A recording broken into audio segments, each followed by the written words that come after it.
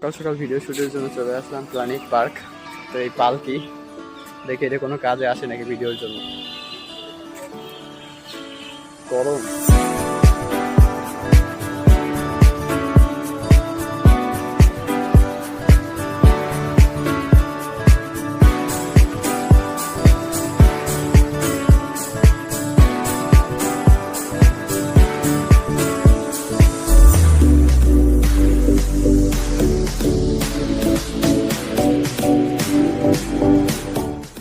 আমাদের ভিডিও আজকে শেষ হয়েছে, তো কেমন লাগছে তোমার?